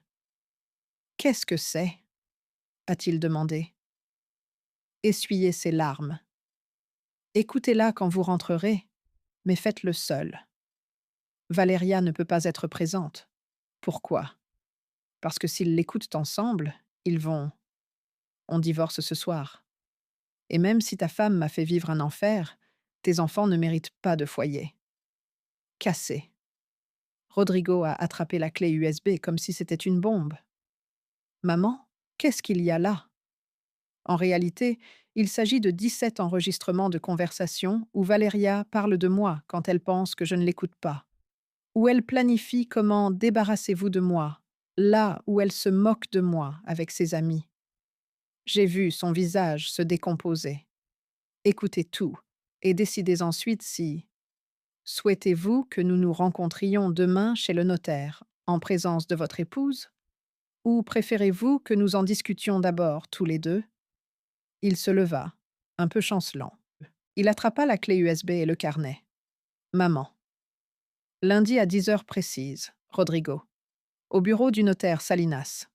C'est vous qui décidez. Qui est avec moi? Il se dirigea vers la porte. Il s'arrêta, la main sur la poignée. Puis-je faire quelque chose pour arranger ça? Oui, ai-je dit. Tu peux apprendre? Tu peux. Changez les mentalités, et vous pourrez apprendre à vos enfants que les personnes âgées ne sont pas des meubles, que votre mère n'était pas une servante, que l'amour et le respect ne sont pas optionnels dans une famille. Elle est partie sans rien dire de plus. Lupita s'est assise à côté de moi et m'a serré dans ses bras pendant que Elle pleurait. As-tu bien agi? Demanda-t-elle doucement. Je ne sais pas. Mais j'ai fait ce que j'ai pu, nécessaire. Cet après-midi-là, Emiliano arriva seul chez Lupita, sonna à la porte. Et quand j'ouvris, il, il s'est jeté dans mes bras en pleurant. Mamie, tu me manques tellement. Je l'ai serré fort dans mes bras, respirant le parfum de ses cheveux. Mon petit-fils, mon petit-fils adoré, qui n'avait pas. Ce n'est la faute de personne. Tu me manques aussi, mon amour. Pourquoi es-tu parti? Je me suis agenouillée, Naruas, pour être à leur niveau. Parce que parfois, quand quelqu'un vous traite mal pendant longtemps, il faut. Tu prends tes distances pour leur rappeler que tu es important. Mais nous ne t'avons pas maltraité. Je sais.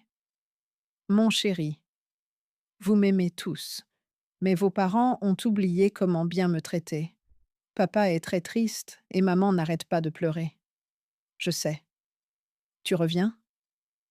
J'ai plongé mon regard dans ses yeux d'enfant de 9 ans, emplis de confusion et d'innocence. Je ne sais pas, Emiliano, mais ce que je sais, c'est que je t'aime et que rien de tout cela n'est de ta faute. La culpabilité. Tu comprends? Elle hocha la tête en essuyant ses larmes avec le revers de son pull. Nous avons passé 2 heures ensemble, mangé des biscuits, et j'ai lu une histoire. Nous avons joué au domino, comme avant. Quand Rodrigo est venu le chercher, le visage de mon fils était dévasté. L'as-tu entendu? Demandai-je depuis l'embrasure de la porte. Elle hocha la tête sans rien dire. Tout me revient. J'ai hoché la tête. Alors, à demain. Je n'ai pas bien dormi cette nuit-là, car je savais que le lendemain serait décisif. Car demain, dans cette étude notariale, cela déciderait non seulement du sort d'une maison, mais aussi de celui d'une famille. Pourrait guérir, ou si certaines fractures sont trop profondes pour être réparées. Lundi matin à 9h30, je suis arrivée au bureau du notaire Salinas. Mariana m'accompagnait avec sa mallette, veste en cuir pleine de documents. Elle ressemblait à une avocate de film. Tailleur noir sur mesure, talons hauts, cheveux tirés en arrière en un chignon impeccable. Prête, tante? Demanda-t-elle alors que nous montions les escaliers. L'escalier du bâtiment colonial au centre de Coyoacán. Liste. Don Hector. Il nous a accueillis dans son bureau aux hauts plafonds et aux meubles anciens en acajou. Ça sentait de vieux livres et du café. Doña Betty m'a accueilli avec une étreinte paternelle. Combien je suis désolée que les choses en soient arrivées là. Moi aussi, mon pote. Mais bon, on y est. Nous nous sommes assis. Il était 9h47. À 9h52. Nous avons entendu des pas dans l'escalier. La porte s'est ouverte. Rodrigo est entré le premier. Il portait un costume gris et une cravate sombre, comme s'il allait à un enterrement. Ses yeux étaient cernés, rouges de manque de sommeil. Et Valeria entra derrière lui. Mais pas la Valeria sûre d'elle et arrogante d'autrefois. Cette Valeria-ci portait une robe bleu marine classique, sans décolleté plongeant, pas de talons aiguilles, chaussures plates, maquillage minimal, coiffure. Les cheveux tirés en arrière, en une simple queue de cheval, elle avait l'air d'une enfant grondée. Elle m'a vu et il détourna aussitôt le regard. Intéressant. Bonjour, dit Rodrigo d'une voix calme. Il ronfle. Bonjour, ai-je répondu. Ils se sont assis de l'autre côté de la table. Hector était assis en bout de table. Mariana sortit des documents de son porte-documents avec des gestes précis et professionnels. Très bien, commença Don Hector en mettant ses lunettes. Nous sommes ici pour régler un problème de propriété et d'occupation. Doña Beatriz est la propriétaire légale du bien. Situé à... Nous le savons, interrompit Valeria. Sa voix était tendue. Nous savons déjà tout. Mariana haussa un sourcil. Ah oui, tu sais que mon client a investi 1368 000 pesos dans cette propriété? Oui. Et cela, techniquement, vous vivez sans bail depuis 3 ans? Valéria serra les poings sur ses genoux. Oui, et ma cliente a le droit légal de demander son expulsion. Réclamer immédiatement les loyers impayés et intenter une action en dommages et intérêts pour préjudice moral. Valéria leva les yeux. Ses yeux brillaient de larmes qu'elle avait retenues. Oui, nous le savons. Nous savons tout. Le silence qui suivit fut pesant. Rodrigo s'éclaircit la gorge. Maman, j'ai écouté les enregistrements. Tous. Absolument tous. Sa voix s'est brisée. Il m'a fallu 17 ans, 4 heures, et chacune me détruisait un peu plus. Valéria ferma les yeux. Elle ne savait pas. Rodrigo poursuivit, en me regardant droit dans les yeux. Je n'avais aucune idée de ce que Valéria disait sur toi dans ton dos. Valéria murmura. Non. Il la coupa d'un ton dur qu'elle ne lui connaissait pas. Non. Tu vas minimiser ça. Non. Pas maintenant. Elle se tourna de nouveau vers moi. Maman, je l'ai entendu parler de toi avec ses amis. Comment elle se moquait de toi. Comment elle comptait. Dieu se frotta le visage. Comment comptait-il me convaincre de t'envoyer à une maison de retraite quand on ne sert plus à rien? A demandé Valéria. Non, pas question. J'étais sérieux. C'était juste de la frustration. Ça ne voulait rien dire. Tu plaisantais? La voix de Rodrigo monta d'un ton. Il existe un enregistrement d'octobre où vous dites à votre sœur textuellement: dès que la vieille dame sera malade ou commencera à montrer des signes de démence, nous l'enverrons dans une maison de retraite bon marché. Et nous avons gardé toute la maison. Tu ne l'étais pas sérieusement non plus. Le visage. L'état de Valéria s'est aggravé. Mariana, sentant le sang dans l'eau, a sorti son ordinateur portable. Voulez-vous entendre la suite? Des enregistrements ici, en présence du notaire? J'ai des copies certifiées conformes. Non, répondit Valéria rapidement. Ce n'est pas le cas. Nécessaire. Oh, je le pense aussi, dit Mariana avec un sourire carnassier. Parce que mon client, lui, ne le fait pas. Elle contient non seulement des enregistrements, mais aussi des témoignages de voisins concernant le traitement qu'il a subi, ainsi que des photographies de messages humiliants et un compte-rendu détaillé des abus psychologiques et de l'exploitation financière. Valéria pâlit complètement. Exploitation financière, répéta Mariana. C'est un crime, surtout lorsqu'il s'agit de personnes âgées. Nous pourrions. Il ne s'agit pas seulement de gagner la maison, Madame Ruiz. On pourrait porter l'affaire devant un tribunal correctionnel. Non. Valéria se leva brusquement. S'il vous plaît, ce n'est pas nécessaire. Je ferai n'importe quoi. Assieds-toi, ordonna Rodrigo. Valéria s'affala sur la chaise, tremblante. Hector, qui avait tout observé en silence, prit la parole d'une voix grave. Madame Valéria, je connais Madame Béatry. Pendant 30 ans. C'est une femme d'honneur. Et vous, pardonnez ma franchise? Il la traitait comme une moins que rien. Valéria enfouit son visage dans ses mains. Je sais, gémit-elle. Je sais, et je suis désolée. Je suis vraiment désolée. Et vous? Ai-je fini par demander. Ma voix était plus froide que d'habitude. À quoi vous attendiez-vous? Avez-vous le sentiment de m'être humiliée ou d'avoir été démasquée? Elle leva les yeux. Son mascara coulait sur ses joues. Je ressens les deux.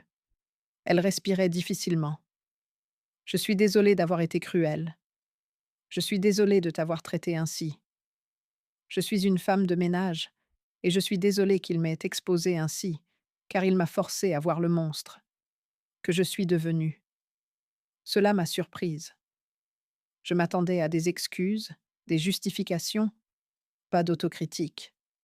Moi, poursuivit Valéria, en essuyant ses larmes de main tremblante. J'ai grandi pauvre, Doña Béatrice, très pauvre. Ma mère travaillait comme domestique. Toute ma vie, et même quand j'ai réussi à échapper à cette pauvreté, Quand j'ai obtenu mon diplôme et mon... à ce poste, je crois que je suis devenue exactement ce que je détestais le plus. Les patrons. Qu'ils ont maltraité ma mère. Sa voix s'est brisée. Et le pire, c'est que je l'ai fait avec toi, avec la femme qui nous a aidés à trouver un logement, qui, elle, a pris soin de mes enfants. Elle m'a offert un foyer. J'étais la pire version de moi-même avec toi. Rodrigo la regarda avec un mélange de douleur et de déception. Pourquoi demanda-t-il. Pourquoi l'auriez-vous traité ainsi si vous saviez ce que ressentait votre propre mère? Parce qu'elle avait peur, admit Valeria, au milieu des sanglots. La peur que les enfants vous préfèrent. La peur que Rodrigo ne voit que vous. Tu étais une meilleure mère, une meilleure cuisinière, meilleure en tout. J'ai peur d'être perçue comme la belle-fille, femme inutile, qui a besoin de sa belle-mère pour faire tourner sa maison. Elle a fermé les yeux. Puis, je t'ai maltraitée. Pour me donner un sentiment de supériorité, pour me rappeler que j'étais la maîtresse de maison, celle qui menait la danse, celle qui réussissait. Et toi, tu n'étais que... Ma belle-mère, qui vivait avec nous, se tourna vers moi, les yeux rouges et gonflés. Mais ce n'était pas ta maison, c'était la mienne, celle que tu as payée, celle que tu l'as construite. Et j'étais si stupide, si aveugle, si cruelle, que je ne l'ai pas vue avant que je tuais parti. Mariana me regarda, attendant mon signal. Je savais qu'elle voulait tout détruire. Valeria, en toute légalité. Elle avait tous les éléments pour le faire. Mais quelque chose dans la confession de Valeria, dans sa voix brisée, m'a fait m'arrêter. Ta mère sait-elle comment tu m'as traité? Ai-je demandé. Valeria a secoué la tête. Si elle l'apprend, elle me détestera. Elle adore les grands-mères. Elle me disait toujours: prends soin de tes grands-mères. Belle-mère, comment aimeriez-vous que votre propre mère soit traitée? Sage conseil, ai-je répondu froidement. Tant pis pour vous. Tu n'as pas entendu? Je sais. Don Hector tapotait du doigt sur sa bureau. Bon, il faut régler la situation pratique. Doña Beatriz a 3 options légales. Mariana a étalé les documents sur la table. Première option, l'expulsion. Immédiatement. Vous avez 30 jours pour quitter les lieux. Madame Béatrice. Elle récupère sa maison. Valeria pâlit. Deuxième option, l'achat direct. Vous payez. À Madame Béatrice, 368 000 pesos, dans un délai n'excédant pas 90 jours. L'acte de propriété est transféré. La maison vous appartient légalement. Rodrigo secoua la tête. Nous n'avons pas ce genre d'argent, même de loin. Fermé. Troisième option, dit Mariana en me regardant. C'était mon idée, celle qu'on avait eue. Sujet abordé. Partage des biens et conventions de vie commune. Qu'est-ce que cela signifie? Ça? Demanda Rodrigo. J'ai pris une profonde inspiration. C'était le moment. Cela signifie, nous avons légalement partagé la maison. Je conserve 60% de la propriété. Vous, avec les 40, enregistrés devant un notaire, parfaitement légal. Mais Valeria fronça les sourcils, perplexe. 60-40. Cela signifie que la maison sera toujours davantage à mon nom qu'au vôtre. Mais vous aurez quelque chose. Vous ne vous retrouverez pas dans la rue. Et où? Tu vivrais là-bas? Demanda Rodrigo. Je ne retournerai pas dans cette maison, répondis-je fermement.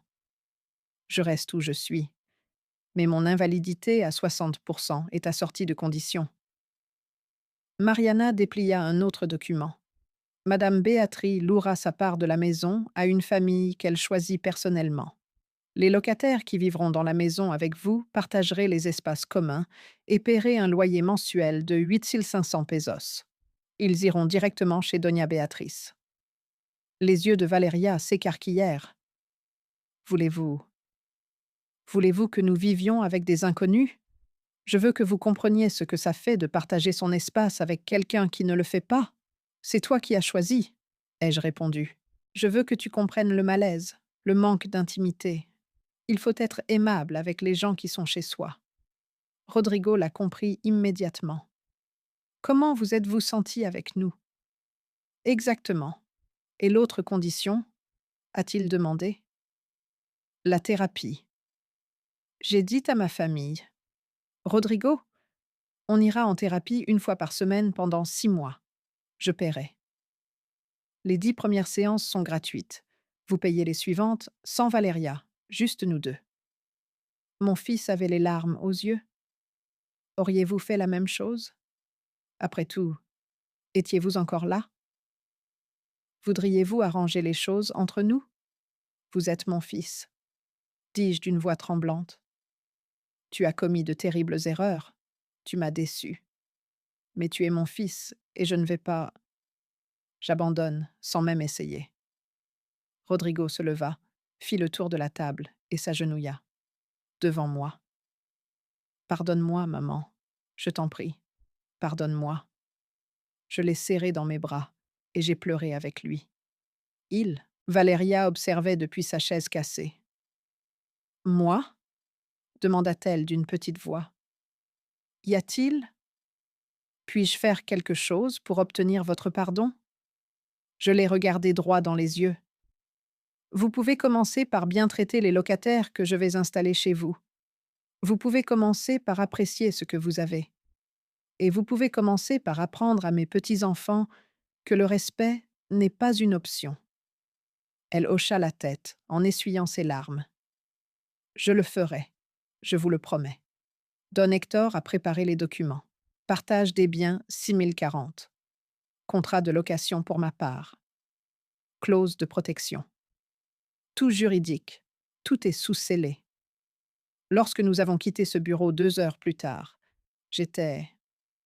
Ils étaient libres, et ils ont reçu une leçon qui leur servira pendant des années. Car parfois, la justice n'est pas synonyme de destruction. Parfois, il s'agit de vous faire assumer les conséquences de vos actes. Chaque damné. Le lendemain, 2 semaines après ce rendez-vous chez le notaire, j'étais assis dans un café de Coyoacán avec Teresa Campos, une institutrice, veuve de 52 ans. Elle avait 2 enfants, Miguel, 14 ans, et Andrea, 11 ans. Elle cherchait une maison depuis 3 ans. Après le décès de son mari dans un accident de la route et la nécessité de vendre son appartement pour rembourser ses dettes, maître, Madame Béatrice, me dit Teresa avec des yeux pleins d'espoir. Êtes-vous sûre que... Seriez-vous d'accord pour nous louer une partie de votre maison? Nous faisons pas mal de bruit avec nos 2 adolescents. J'en suis absolument certaine, ai-je répondu en prenant une gorgée de mon café. Et appelez-moi Béatrice, car je vous en prie. Je lui ai expliqué toute la situation. Je n'ai ni menti, ni omis aucun détail. Teresa avait besoin de savoir dans quoi elle s'engageait. Quand j'ai eu fini, elle est restée. Il resta silencieux, un long moment. Puis il finit par dire « Voulez-vous que ma famille et moi soyons un exemple vivant pour votre fils et vous ?»« Belle-fille » me suis-je corrigée. « Je veux qu'elles aient un logement décent. Et oui, je veux aussi que mes proches aient un logement décent. Apprends l'empathie. » Teresa sourit. « Ça me paraît juste. Quand est-ce qu'on peut déménager ?» 1 semaine plus tard, le 1er avril, le camion de déménagement est arrivé au Circuito Juriste 847. Je suis allée vérifier. C'était mon droit en tant que copropriétaire. Valéria a ouvert la porte. En me voyant, elle. Son visage a exprimé 10 émotions différentes, mais elle s'est forcée à sourire. Belle-mère. Vas-y, Béatrice, me suis-je corrigée. Appelle-moi Béatrice. Béatrice, a-t-elle répété. J'avalais difficilement. Derrière moi arrivaient Teresa, Miguel et Andrea. Les enfants. Ils contemplèrent la maison, les yeux écarquillés. Elle est immense, murmura Andrea. Elle est magnifique. Miguel acquiesça. Rodrigo sortit de la cuisine. Il avait meilleure mine que dans la notaire, mais la culpabilité persistait dans ses yeux. Maman m'a salué. Puis elle a regardé Teresa. Vous devez être Madame Campos. Teresa, d'accord, dit-elle en lui tendant la main. La main. Merci de nous avoir accueillis. Nous n'avions pas le choix, murmura Valeria. J'ai parlé si bas que c'était presque inaudible. Presque. Je l'ai fixée du regard. Elle a baissé les yeux. Désolée, ce commentaire était inutile. Bienvenue chez vous. Je leur ai montré les chambres qui leur avaient été attribuées conformément à l'accord. Une grande chambre pour Teresa. Une autre. C'est trop petit pour Miguel.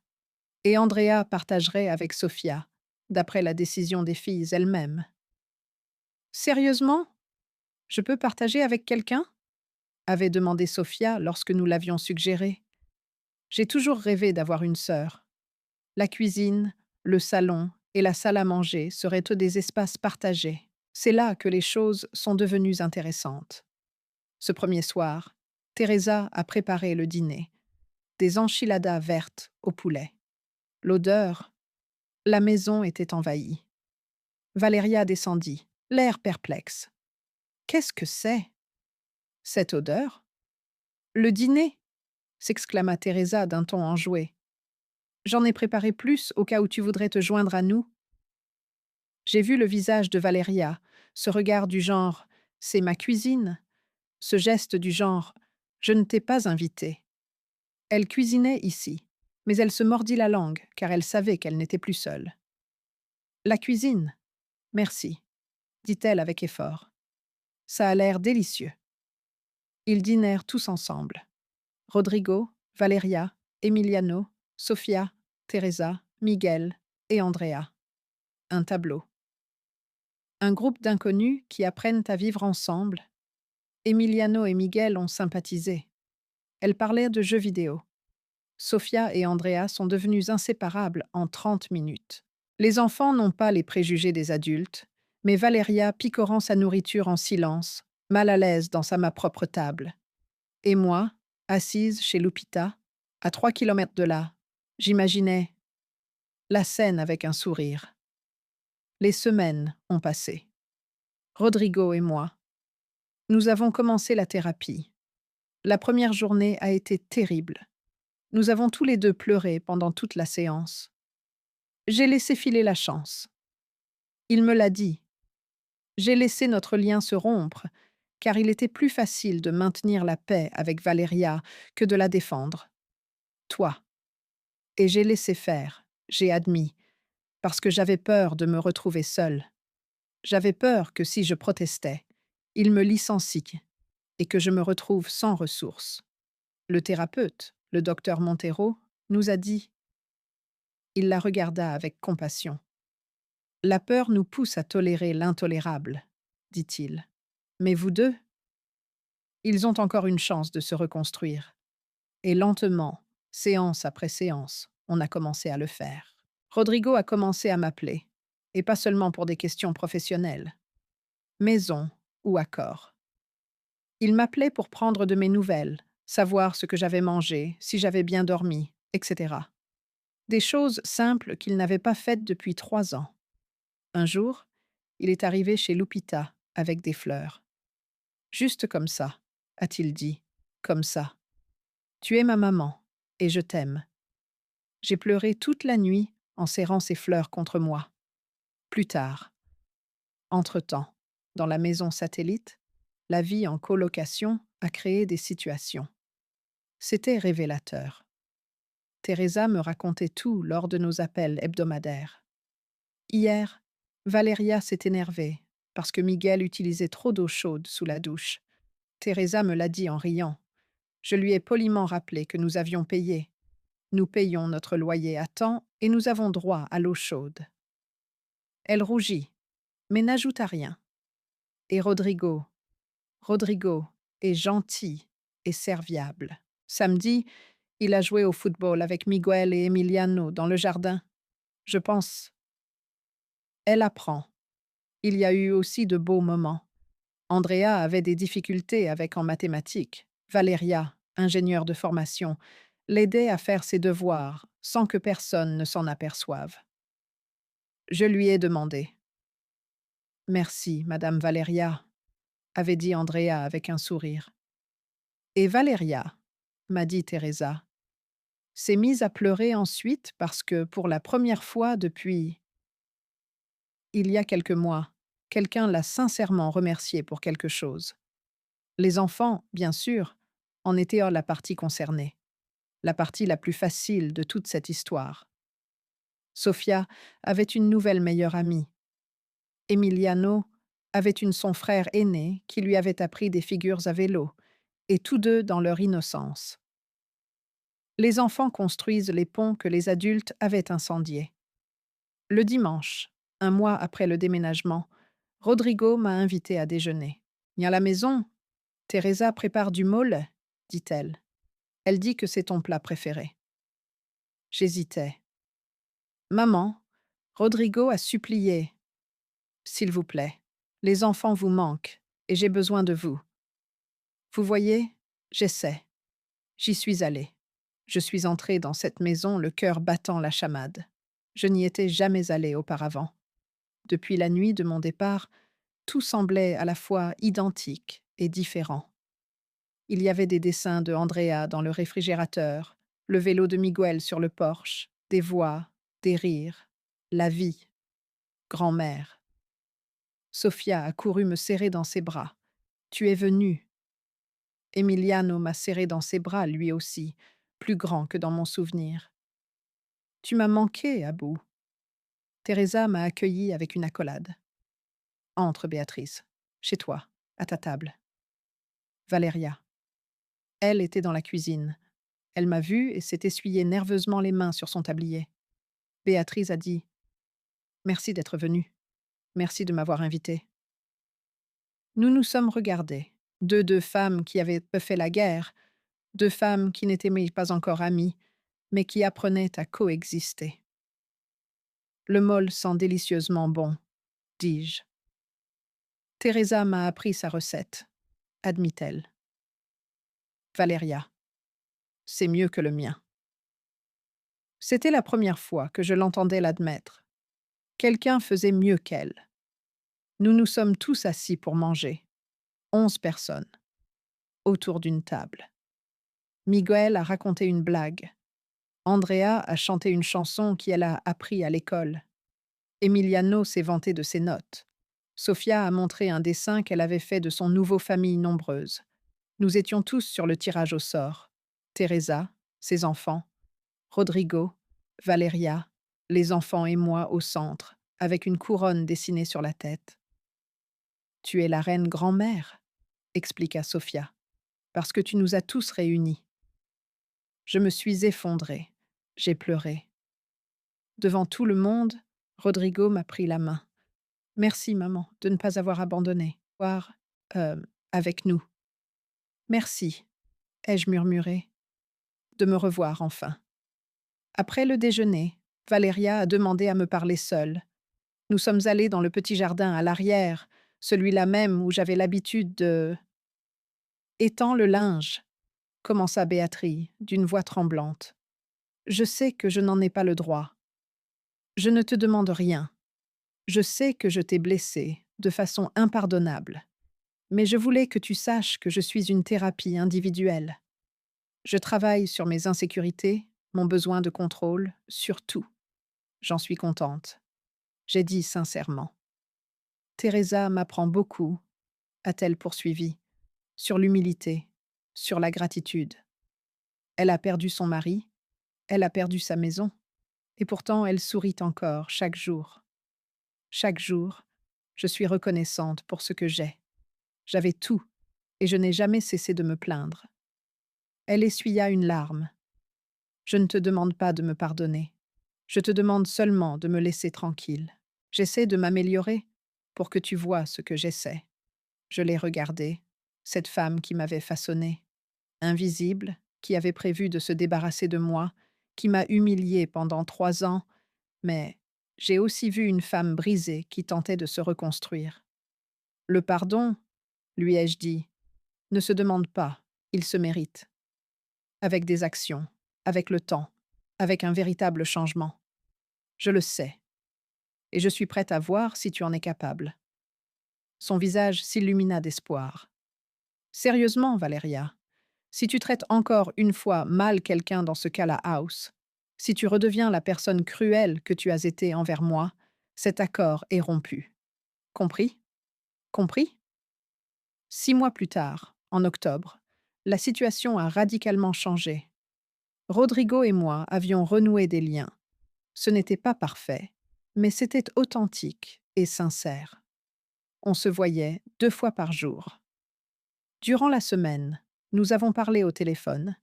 Il m'a sincèrement demandé mon avis, pas seulement par politesse. Valéria avait fait beaucoup de progrès. Elle était toujours fière, mais elle avait appris à se maîtriser, à être reconnaissante, à partager. Un jour, elle m'a appelée. Béatrice, on pourrait prendre un café? Juste nous deux. J'ai accepté, curieuse. Nous nous sommes retrouvés dans un Starbucks neutre. Je veux vous offrir quelque chose, a dit Valéria. Elle sort des papiers de son sac. J'ai fait des économies et j'ai parlé à la banque. Je peux... Faites un prêt. Il me tendit les papiers. Je veux acheter votre... 60% du prix de la maison sont remboursés en 5 ans, avec des mensualités de 23 000 pesos. Tout est inclus. Calculé ici avec un intérêt raisonnable. Je suis resté silencieux, en lisant. Pourquoi? J'ai posé la question. Parce que c'est la chose à faire. Il a simplement répondu, c'est votre maison, votre investissement, votre sacrifice. Et nous avons vécu trop longtemps de votre générosité. Le temps. Je croyais que tu voulais garder la maison gratuitement, dis-je avec un sourire. Ironie du sort, la Valéria d'il y a 1 an l'aimait, a-t-elle admis. La Valéria d'aujourd'hui veut gagner sa vie, rembourser ses dettes, dormir sans culpabilité. J'ai examiné les chiffres. C'était une offre équitable, très équitable. Nous avons proposé à Teresa et à ses enfants de rester en tant que locataires officiels. Si vous acceptez de vendre avec un vrai contrat, un loyer équitable. Ils étaient pour d'accord. Les enfants sont inséparables et Teresa est devenue mon amie, ma conscience extérieure. J'ai souri. D'accord. J'accepte, dis-je. Valéria poussa un soupir de soulagement. Merci de m'avoir offert cette opportunité, pour ne pas nous avoir détruits quand tu en avais la possibilité. Je n'ai rien à gagner à te détruire, Valéria. Je gagne en voyant ma famille guérir. Aujourd'hui, 1 an et 3 mois plus tard. Ce soir-là, quand je suis partie avec ma valise, j'étais assise dans mon petit appartement loué en plein centre de Coyoacán. J'ai 69 ans. Je donne des cours de tricot, les mardis et jeudis au centre communautaire. Je vais en thérapie 1 fois par mois. Je fais des promenades avec Lupita tous les matins. Rodrigo vient me voir tous les dimanches. Parfois, il amène les enfants. Parfois, il vient seul et nous cuisinons ensemble comme lorsqu'il était jeune, enfant. Valéria m'envoie de temps en temps des messages, des photos des enfants, des recettes qu'elle a essayées, de petits gestes qui montrent qu'elle fait des efforts. Teresa et moi sommes des amis proches.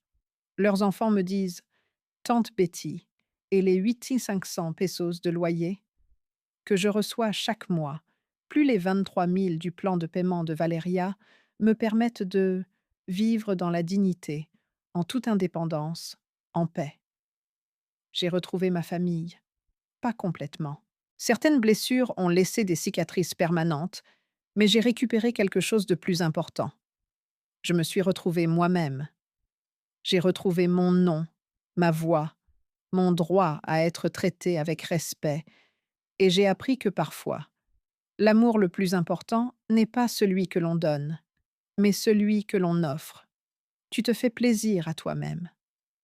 La semaine dernière, Sophia m'a offert un nouveau dessin. C'était moi. Debout devant une maison, une valise à la main et un sourire aux lèvres. En dessous, elle a écrit en lettres irrégulières « Ma grand-mère Béatrice, la femme la plus courageuse ». Je le sais, car elle savait partir quand il le fallait et revenir quand elle était prête. Je l'ai encadrée dans mon salon parce que cette petite fille de 7 ans avait compris ce que beaucoup. Les adultes ne comprennent jamais que rester là où l'on souffre n'est pas de l'amour, c'est de la habitude. Et briser cette habitude, même si c'est douloureux, même si cela vous fait peur, même si vous se faire plaisir en étant égoïste, est la plus belle chose que vous puissiez faire pour vous-même. Aujourd'hui, je dors paisiblement dans mon lit, dans mon espace, dans ma vie. Et quand je me regarde dans le miroir, je vois enfin ce que je cherchais depuis 3 ans. Une femme visible, une femme précieuse, une femme libre. C'est dimanche. Il est tard. Je suis au parc de Coyoacán avec Emiliano et Sofia. Nous avons acheté une glace à l'équité et nous nous sommes assis sous un arbre. Grand-mère, dit Emiliano, maintenant âgé de 11 ans. Sa voix commence à muer. Est-ce que regrettez-vous d'être parti ce soir-là? Jamais, je réponds sans hésiter. Pas du tout. Pas du tout, car partir m'a sauvée. Ça m'a sauvée. Elle se souvenait de qui j'étais avant que je ne devienne invisible. Sophia, avec de la glace sur le nez, demande: Et tu es heureuse maintenant? Je la tiens sur mes genoux, même si elle a grandi. Maintenant, je le suis. Heureux d'être là où je choisis d'être, et non là où l'on me tolère. Rodrigo apparaît avec un café pour moi, dit-elle en s'asseyant à côté de moi. Les enfants m'ont demandé si nous pouvions faire. Cela se produit tous les dimanches. Le message dit parc, glace, moment avec grand-mère. J'adorerais. Mon fils sourit. Ce sourire authentique que je n'avais pas vu depuis longtemps. Des années. Maman, je sais que je le dis souvent, mais merci de ne pas avoir abandonné, pour nous avoir appris la leçon la plus difficile dont nous avions besoin. De rien, mon fils. Sais-tu ce que votre thérapeute la semaine dernière? Que ce que vous avez fait n'était pas une vengeance? C'était de la justice réparatrice, car vous nous avez fait affronter les conséquences sans nous détruire. Vous nous avez donné l'opportunité de changer. Votre thérapeute est sage. Nous sommes restés là, sous cet arbre, à observer. Les enfants courent. Et je pense à toutes les femmes qui m'ont écrit après mon article sur Facebook, ceux qui ont trouvé le courage de partir, ceux qui ont posé des limites, ceux qui, ils ont retrouvé leur dignité. Et je comprends maintenant que mon histoire n'a jamais été seulement la mienne, mais la nôtre, à tous.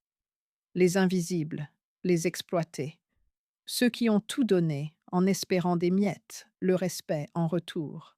Car la vraie richesse ne réside pas dans ce que l'on possède, cela réside dans ce que vous refusez de laisser vous prendre. Et moi, Béatrice Socorro Mendoza, veuve de Torres, âgée de 69 ans, a déclaré: J'ai retrouvé mon âme, et personne ne me la volera plus jamais. Cette histoire vous a-t-elle touché? Vous a-t-elle fait réfléchir à votre propre valeur? Ou connaissez-vous quelqu'un qui en aurait besoin? Écoutez-le. Laissez-moi un commentaire. Dites-moi d'où vous le regardez. Et si jamais vous deviez choisir entre rester là où vous êtes blessé ou partir pour vous sauver. Aimez cette publication si cette histoire vous rappelle qu'il n'est jamais trop tard pour retrouver sa dignité. Et abonnez-vous à la chaîne car nous continuerons à partager des histoires vraies de femmes et d'hommes.